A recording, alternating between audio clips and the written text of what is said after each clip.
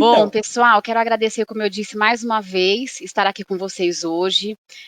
A gente está se adaptando aí com toda essa questão da tecnologia, então é sempre um desafio, né, não conseguir ver as reações de quem está aí me ouvindo, mas a gente tem esse canal do chat que vocês podem mandar perguntas, compartilhem as suas ideias. Eu acho que já foi dito, mas aqui como um reforço, é por aí que a gente vai se conectar e depois ao final eu vou poder responder todas as dúvidas que vocês tenham e vou estar 100% à disposição para falar sobre os meus aprendizados, a minha carreira e também a experiência que eu tenho na Sanofi, né. Bom, então antes até de começar a compartilhar aqui a minha tela com vocês, só me apresentando, então, trabalho na área de RH há mais de 20 anos. As minhas áreas que eu mais tive a oportunidade de desenvolver foi em Learning Development, Talent Acquisition, Talent Management, e eu tenho uma experiência forte como HRBP, já há mais de 15 anos atuando em posições de consultoria interna e posições de business partner. Eu vou compartilhar com vocês a minha tela, e aí a gente já vai trocando, tá? Bom, então quando eu recebi o convite para falar sobre um RH mais estratégico, né, e afinal o que que é isso? Eu comecei a refletir sobre a minha primeira experiência em RH, faz tempo, há 20 anos, pouco mais que isso. E aí eu lembrei da Avon, que foi uma das empresas que eu trabalhei, fui apaixonada e foi uma das primeiras experiências que eu tive. E já há 20 anos atrás, a gente como profissional de RH tinha aquela inquietude, né, afinal como que a gente se posiciona, como que a gente faz ter voz dentro do mundo corporativo, a virada dessa chave entre ser um departamento executor e passar a ser um departamento realmente consultivo, que apoia as decisões. Então falar sobre RH estratégico, por que que eu estou trazendo isso, né, não é um tema novo, mas é um tema constante aí na nossa agenda, de reinventar como a gente se posiciona e como a gente se conecta. Então eu para começar aqui, eu trouxe uma provocação, na verdade uma pergunta que é uma provocação, tá. Essa frase que eu trago aqui para vocês, apesar da gente não ter nenhuma comprovação de que ela realmente foi dita por Henry Ford, mas acho que ela se encaixa perfeitamente aqui para a gente começar esse nosso bate-papo. Aqui diz o seguinte, né, se talvez lá no passado, quando ainda os carros não existiam, a gente tivesse perguntado para as pessoas o que de fato elas queriam, provavelmente elas teriam respondido: "Cavalos mais rápidos", né. Bom, o que que elas queriam dizer com isso? O desejo era chegar mais rápido do ponto de partida ao ponto de chegada. No nosso ambiente corporativo, quantas vezes o que a gente escuta é: "Cavalos mais rápidos"? Naquela época, provavelmente, o que que aconteceu? Muitas pessoas acabavam realmente se apegando a isso, que era a resposta do seu cliente, e tentando desenvolver carruagens mais modernas e mais leves, eventualmente outros tipos de pneus e tecnologias relacionadas a isso, talvez até investindo em outros tipos de cavalo, né, de linhagens específicas, que poderiam de repente dar essa velocidade que o consumidor esperava, o cliente. Mas aí teve alguém, que na verdade nem foi o Henry Ford, né, foi na verdade a Benz que criou o primeiro veículo, que foi além disso, que conseguiu olhar por trás daquela expectativa. Então quando o cliente falava: "Eu quero cavalos mais rápidos", ele se ousou perguntar: "O que tem por trás disso?". Então são esses porquês que a gente tem que fazer bastante no nosso dia a dia. Muitas vezes o cliente vai dar a resposta mais óbvia, né, o nosso cliente interno, ele vai trazer o desejo dele de uma forma muito mais óbvia. E cabe a gente que é especialista e profissional de RH, ir além dessa fala, ir além daquilo que ele espera. Então, a Benz, como eu disse, criou o primeiro carro, mas foi na verdade o Ford que tornou isso uma escala. Então, essa é uma frase que é uma provocação e que eu acho que conecta muito com o nosso posicionamento estratégico e que é a virada de chave entre ser executor e conseguir fazer a conexão entre aquilo que a gente tem de conhecimento e expertise com aquilo que o cliente traz de necessidade e que muitas vezes nem ele sabe expressar o que de fato ele precisa e busca.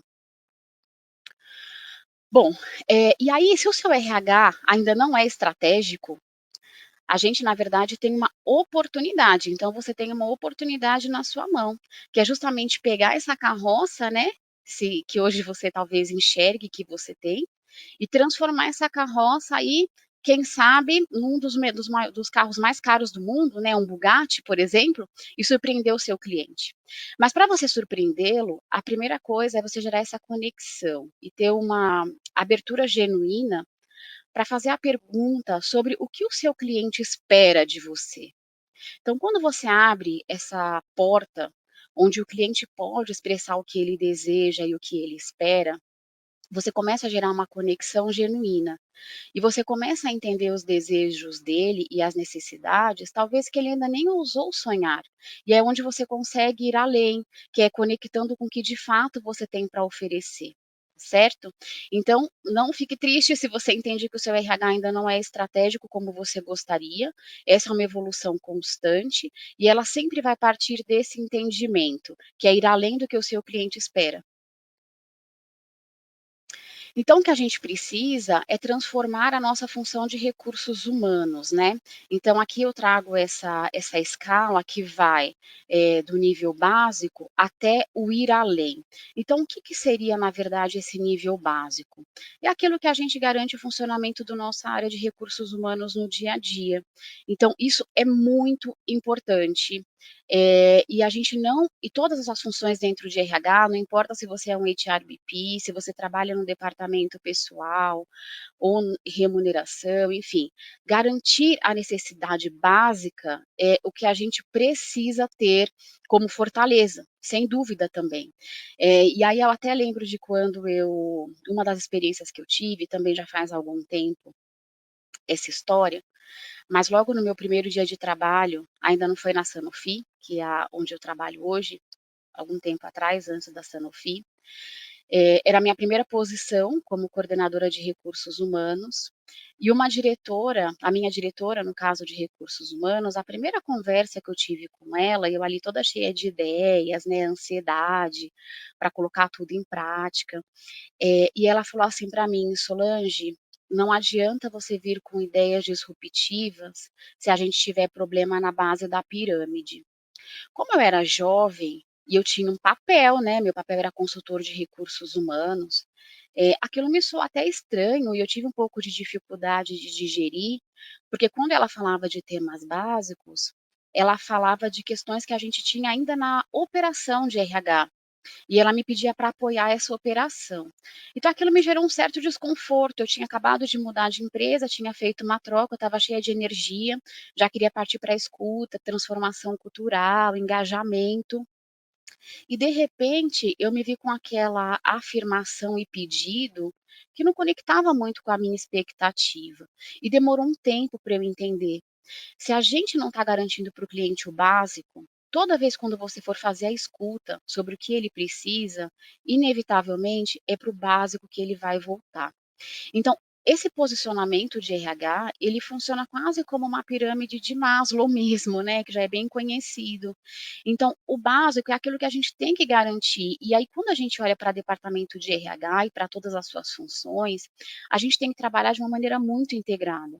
Então, ter um posicionamento estratégico é mais do que um cargo, é todas as funções se posicionando da mesma forma com essa forma genuína que eu comentei, de ouvir o cliente, de fazer com que a gente, na verdade, o processo trabalhe para o cliente, a favor do cliente, e não o cliente como vítima do processo. Se a gente tem algumas estruturas hoje de recursos humanos, por exemplo, as áreas transacionais de RH, como folha de pagamento, a parte mais de transacional e de operação, algumas empresas já nem trabalham mais com essa estrutura respondendo para recursos humanos. Talvez por uma filosofia de que talvez possa ser difícil você conseguir olhar para processo e também olhar para esse posicionamento estratégico. A gente vai encontrar afirmações diferentes em relação a esse posicionamento, mas o que eu penso é que dentro ou fora de recursos humanos, a gente tem que trabalhar imbuído do mesmo objetivo e conectado no mesmo propósito. Então, quando eu falo aqui de nível básico, eu não estou falando de nenhuma função, eu estou falando de todas as funções de RH. E todas elas precisam garantir as suas entregas. Quando eu olho para um papel de HRBP, por exemplo, o nível básico é conseguir apoiar o meu cliente na gestão de headcount da estrutura dele, eventualmente nas manutenções de sistema, que ficam sob a nossa responsabilidade de HRBP. Então, isso seria o nível básico, tá? O nível da responsabilidade é o que muitas empresas trabalham e até acham que estar no nível de responsabilidade o faz estratégico, que é o quê? É a velocidade para se adaptar à mudança. Então, seja porque essa mudança vem provocada por fatores externos, por exemplo, o Covid, né? Então a gente acelerou e foi lá e conseguiu mudar algumas coisas, muitas empresas conseguiram se adaptar e se reinventar ou por fatores de ambiente interno mesmo. Então, o nível da responsabilidade é a capacidade de fazer essa transformação e de uma rápida adaptação à mudança. Muitas empresas acabam parando aí e muitos profissionais também acabam parando aí e assumem que ser ágil para a questão da transformação é ser um RH estratégico. Bom, RH estratégico vai além disso, né, então a gente ainda tem mais 2 steps aí. O nível 3, que é o da consultoria, que é quando o cliente reconhece a importância da troca de informação, onde ele te procura para junto vocês construírem e co-criarem, onde ele reconhece, o seu nível de contribuição e de engajamento. Então isso tudo você está lá no nível da consultoria.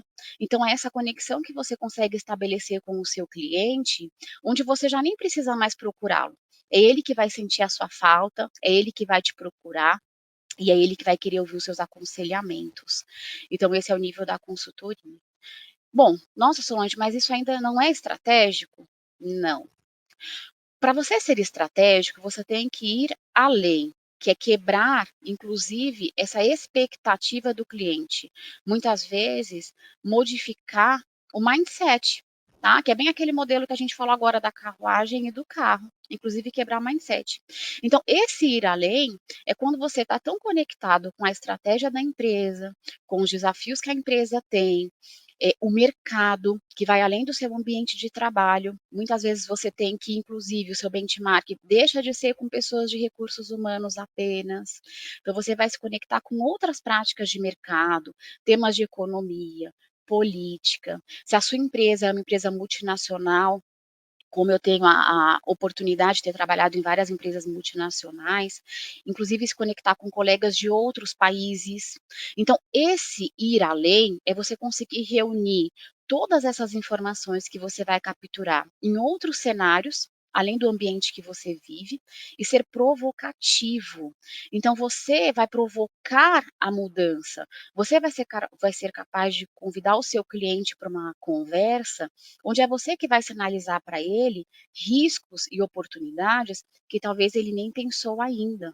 E quando a gente fala de riscos e oportunidades, lembrando que ser estratégico é focar onde principalmente, né? É na estratégia da empresa. A estratégia de recursos humanos é um desdobramento da estratégia corporativa. Então, esse ir além é falar, inclusive, além de temas de RH, tá? Então, isso é ser um RH estratégico. É quando você consegue fazer essa comunicação com seus stakeholders, indo além, inclusive, da área que você atua. Se você tem uma função de HRBP, que é a função que eu ocupo já há algum tempo, essa conexão com o cliente faz parte do nosso dia a dia. Nem sempre, nem a todo momento, a gente vai conseguir atuar no ir além, né? Mas isso tem que ser parte da nossa agenda. E se você não é HRBP, também, porque na sua função de recursos humanos, como um conhecedor e como um especialista, você também tem desafiado e tentado conectar as mudanças corporativas com aquilo que você está oferecendo. Você está fazendo um movimento contrário de procurar também os seus colegas de RH para fazer essa transformação que você gostaria de fazer? Então, essa é a reflexão aí quando a gente fala de uma transformação de recursos humanos, que já há 20 anos a gente escuta falar, tá bom?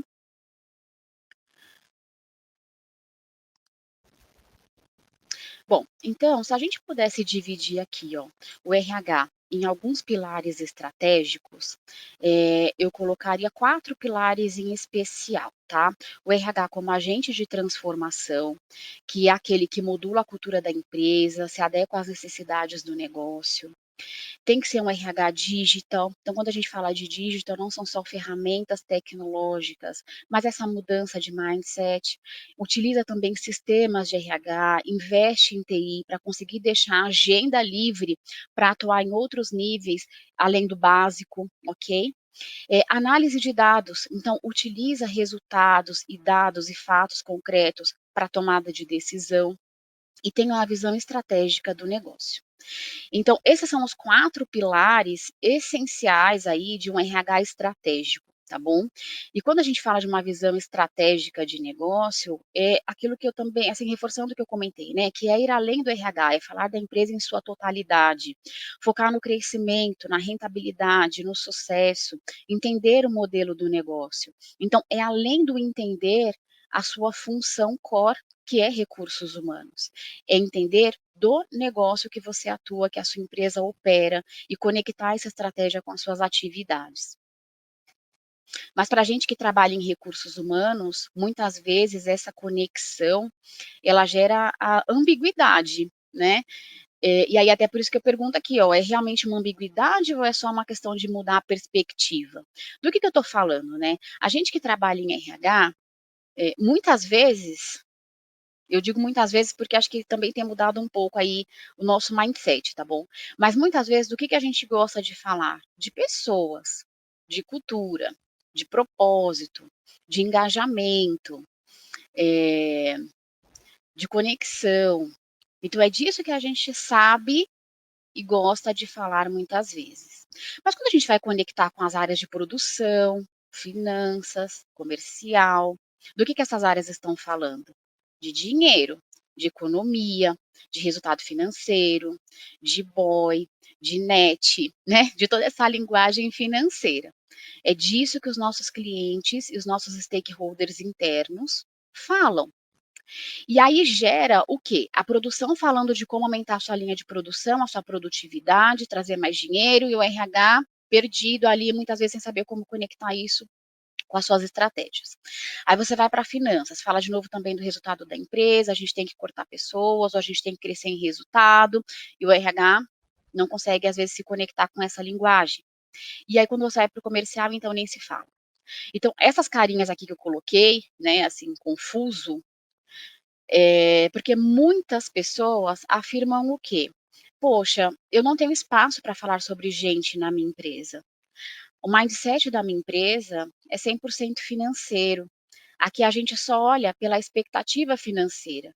Então todos esses mitos que a gente que trabalha em RH vai criando e vai fantasiando, nos distancia dessa abordagem e dessa linguagem estratégica, dessa linguagem de negócio. Então quando a gente fala de transformar os dados de RH em número, e olhar para a People Analytics, e olhar para a ferramenta, e olhar para a iniciativa, e sim, olhar para a cultura, olhar para engajamento, olhar para propósito, qual é o nosso objetivo final?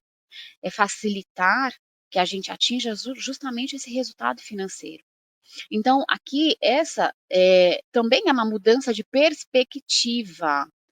A gente, quando vai se comunicar com os nossos stakeholders internos, a gente tem que falar a linguagem corporativa. A gente não vai falar sobre a linguagem de recursos humanos apenas, senão a comunicação não vai fluir. É como se a gente estivesse falando de algo tão distante que a gente não consegue gerar conexão. Então, a gente tem que também aprender a navegar por essa linguagem e abordagem que ela é corporativa, tá certo? E outra coisa que é muito importante é fazer com que essas outras diversas áreas, além de recursos humanos, também sejam accountable do tema de pessoas.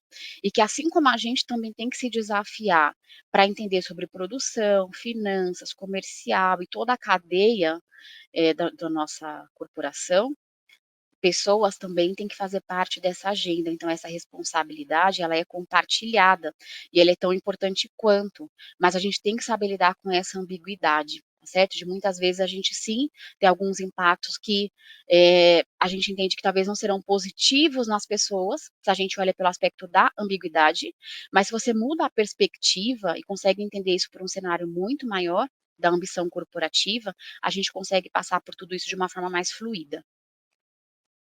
Bom, então, continuando aqui do tema ambiguidade ou mudança de perspectiva, então o que que a gente precisa, né? Fazer parte do poder de sistema de decisão, é sair da zona de conforto, dessa função meio, que é a função que executa. Então, para a gente ir para esse sistema de poder e decisão, a gente tem que falar linguagem corporativa, a gente tem que falar de números, a gente tem que ser capaz de fazer as análises, ok? A gente tem que falar da empresa como um todo, ir além de processos e atividades de RH.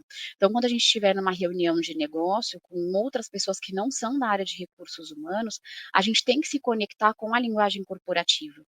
A gente tem sim que ser o elo entre a estratégia da empresa e das pessoas, mas isso tudo tem que acontecer de uma forma equilibrada. A gente não pode ser partidário. E eu acho que esse ponto da ambiguidade pode levar a gente para o pior mundo, para o pior dos dois mundos, né? Que é a empresa e os nossos pares, stakeholders internos, nos perceber como pessoa eh, que é única e exclusivamente a voz dos empregados, e por contrapartida, os empregados enxergarem que a gente só está olhando também para o interesse da empresa e que a empresa não tem uma área de recursos humanos. Então, esse equilíbrio, ele é importante e ele é essencial. E a gente tem que aceitar lidar com essa ambiguidade, porque sim, é fato, como especialista, nós somos as pessoas que nós somos, né, as pessoas com essa capacidade do olhar humano, de conectar as nossas estratégias de pessoas às estratégias de negócio, mas lembre-se, é conectar, não existe uma que seja mais importante do que a outra, as duas precisam seguir juntas. E aceitar que as organizações têm sim uma natureza econômica e de acumulação, e que é através das pessoas que a gente consegue chegar lá, ok? Bom, e aí então qual que seria o profissional de recursos humanos, quais são os capabilities, do que a gente tem falado aí recentemente, e também o que que a gente acredita na Sanofi, que é a empresa que eu trabalho hoje, né. Então a gente vem trabalhando muito por essa questão do desenvolvimento de um digital mindset, então de novo, é além da questão digital, plataformas e tecnologia faz parte, mas quando a gente fala de um digital mindset, é essa conexão com o cliente, como que o cliente quer ser percebido, você tem utilizado as práticas de EVP dentro da sua empresa? Você tem ouvido os seus colaboradores e os seus líderes? Você tem conseguido gerar essa conexão e trabalhado com ela? Então, esse é o digital mindset, ok? Que é você conseguir realmente conectar com o seu cliente. Finanças, porque a linguagem corporativa ela é financeira, então a gente precisa ter esses skills financeiros, senão a gente não vai conseguir ter sucesso nas nossas comunicações e nas nossas abordagens. Alguns líderes de empresas, eles têm paixão por RH, e ele já abre as portas e ele vai dar toda a oportunidade para o RH se posicionar da forma estratégica como ele gostaria de ser, e até coloca a pessoa em primeiro lugar realmente, mas essa não é a realidade da maior parte das empresas. Essa é uma conquista que a gente precisa ter. E mesmo se o dono da empresa, o CEO, ele for essa pessoa que abre as portas para recursos humanos, você tem 50% só do caminho percorrido, porque os outros 50% é você ter aliado. Então, o seu network interno com os seus pares, você vai fazer comentando na mesma linguagem e muitas vezes essa linguagem ela é financeira. People Analytics. Então, o que que é isso? É pegar todos os indicadores que a gente tem de RH e não trabalhar com ele como sendo única e exclusivamente um indicador. Isso não diz nada para a gente, mas é fazer a análise, a predição, definir a sua estratégia com base nessas informações de tendência, de posicionamento. Inovação, que é você pegar aquela carruagem e transformar em um carro. Então, muitas vezes o cliente não vai saber te falar o que ele precisa, muitas vezes ele desconhece o que ele precisa, e você também muitas vezes desconhece. E aí é nessa zona que você vai se lançar e você vai inovar, tá? E a visão integrada, que é enxergar o RH realmente como parte de um todo. Então esse movimento tem que partir de nós, que somos profissionais de recursos humanos. Bom, então como que a gente tem trabalhado, né? Aqui eu trouxe um framework agile, E isso também funciona para recursos humanos. O que a gente percebeu em empresas, principalmente grandes empresas, mas também se aplica em pequenas empresas, é que a gente como RH não vai ter muitas vezes braço para fazer a execução de tudo aquilo que a gente tem vontade de criar e cria. Então o RH, ele também precisa trabalhar muitas vezes nesse metodologia agile, que é de prototipagem. Então a gente vai fazer o design, a gente vai fazer a concepção, a gente vai fazer a implementação, a gente vai colocar para rodar, mas não necessariamente quem vai rodar são pessoas de RH. Então você tem que trabalhar com essa rede de apoio, você tem que construir os seus squads formados não somente por pessoas de recursos humanos, mas por pessoas das áreas impactadas. E colocar a pessoa na agenda é isso, é todo mundo trabalhando para um único propósito, não é RH sendo único e responsável por fazer as coisas acontecerem, certo? E aí, para falar um pouquinho da Sanofi, né, a gente já está finalizando, passa super rápido aí o horário. Então eu vou trazer para vocês alguns dos resultados que a gente tem tido e que a gente tem apresentado na Sanofi para o mercado. A Sanofi, que é a empresa onde eu estou há 7 anos, é uma empresa presente em mais de 100 países, é uma empresa que está na América Latina. O Brasil é o principal país da América Latina, o Brasil representa um dos 10 principais mercados da Sanofi, então, enfim, é uma honra, né, em mais de 100 países presentes, nós estarmos aí entre os 10 que mais resultam para a Sanofi no mundo. E aí, como que a gente tem trabalhado, né, com toda essa metodologia, o que que a gente tem feito? Eu trouxe para vocês algumas fotinhos que estão até no nosso Instagram, convido vocês aí também para curtirem a nossa página, a gente compartilha muito, a Sanofi tem essa prática de troca, de compartilhar e de cocriar. Então aqui são algumas das iniciativas que a gente fez usando essa metodologia Agile, onde a gente tem, seja squad ou sejam comitês, mas que a gente vai ousando experimentar. Então aqui, essa primeira foto é de uma das nossas colaboradoras, praticando a ginástica laboral. A gente não tinha ginástica laboral no nosso ambiente corporativo. Foi uma iniciativa e uma estratégia que a gente adotou na situação Covid, e a gente tem uma série de outras ações que acontecem para tornar esse período um pouquinho mais fã e mais conectado. Aí ao lado vocês veem o programa de estágio da Sanofi 2020, onde a gente, mesmo no momento de pandemia, a gente ousou fazer o nosso processo seletivo 100% virtual, e a gente vem ousado e de se desafiado a fazer entrevista e seleção às cegas também, que é quando a gente não vê o rosto do profissional, a gente não vê nem a formação acadêmica muitas vezes, porque a gente quer ousar trazer na prática isso que a gente chama de diversidade. A gente lançou há algum tempo uma campanha interna na Sanofi que chama hashtag do seu jeito. Ela começou falando de vestimenta. Então hoje a Sanofi, as pessoas podem se vestir como elas realmente gostam de se vestir. Então é permitido bermuda, é permitido chinelo, é permitido tênis, todos os dias da semana, porque a gente quer romper essa barreira de que é a vestimenta que cria a sua imagem. A gente quer ir além disso, que é aquilo que você traz como conteúdo. E aqui tem 2 exemplos desse movimento que a gente evoluiu, além da questão vestimenta, hoje a gente traz diversidade de uma forma muito mais ampla, tá? Então, tanto diversidade de gênero, de raça, de etnia, de ideias e de pensamentos também. Então, quando a gente está em uma reunião, ela se torna polêmica, a gente puxa para esse tema da diversidade. Nessa onda de facilitação e de colaboração, a gente tem também o Arena do Saber, que é uma metodologia de treinar e capacitar os nossos colaboradores, onde na verdade um capacita o outro, né? Então é uma coisa que é cocriada, então é compartilhar conhecimento, e aqui a gente tem a foto da Juliana contando sobre essa experiência que ela teve. E uma outra ação que a gente tem é a licença parental, que a gente proporcionou aos pais 6 meses de licença também paternidade, assim como a gente tem para as mães, tá? Então, essas são algumas das ações que a gente tem feito na Sanofi, que aparecem na mídia, e que muitos de vocês talvez já tenham visto. Quero agradecer mais uma vez e convido de novo vocês a participarem e acompanharem lá o nosso Instagram, que é uma também da gente trazer todo esses resultados que a gente tem tido, atuando mais estratégico.